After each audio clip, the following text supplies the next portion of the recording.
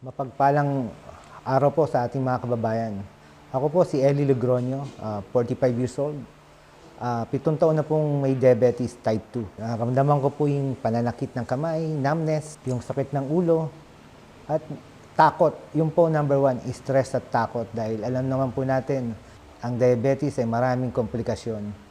No, bilang isang alagad ng batas at bilang nasa 40 na, nakakatakot pong isipin na kung anong mga komplikasyon ang aabutin ko, ang pagkaputol ng paa, ang pagkalabo ng mata, at iba pa na komplikasyon.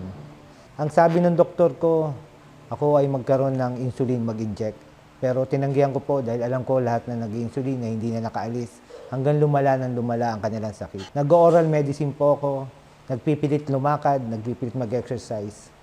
Pero nung mapakilala sa akin to ng kaibigan ko, itong Satoshi po, nagulat po ako, nabigla, at nagkaroon ng pag-asa. Kasi from 210 yung daily ko na blood sugar, sa loob ng 3 linggo naging 180. At ngayon po, sa pangalawang buwan kong paggamit, nasa 120 na lang po ang aking blood sugar. Laking himala po nitong Satoshi na to. Ito po ay tinuturing kong isang medisina na galing sa Diyos, no? Dahil yung pag-aalala ko sa pagtanda ko, abot ba ang pagtanda o anong komplikasyon, nabawasan po gawa nitong Satoshi.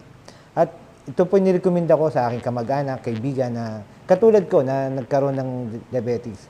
Tatandaan po natin yung diabetes ay number 1 pong sakit na pumapatay. Yan po nagagawa ng komplikasyon. Kaya ang laking bagay po nitong Satoshi. Kaya yung pananakit ng kamay, numbness, nawala po lahat yan.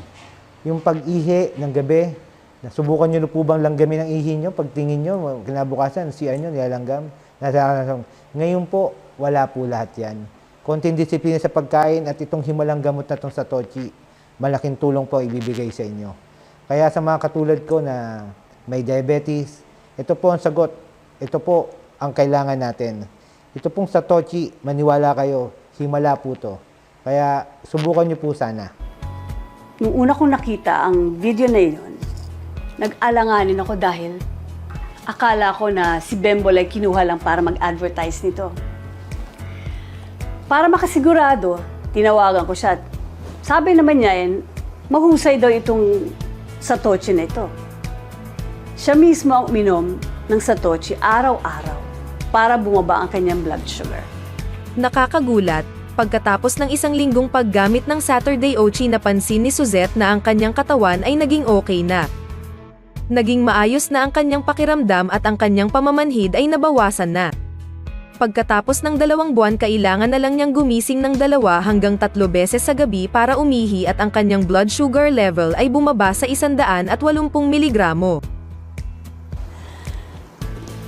Mula nang uminom ako ng Satoshi Effervescent Tablets, ang aking katawan ay naging mas malusog, naging mas maayos ang aking kondisyon, nawala ang madalas na pag-ihip, pagmamanhid at pagkapagod ng mga braso at binti. Ang blood sugar ko ay naging mas stable din. Naniniwala ko na ang Satoshi ay pinakamahusay na produkto na sumusuporta sa diabetes.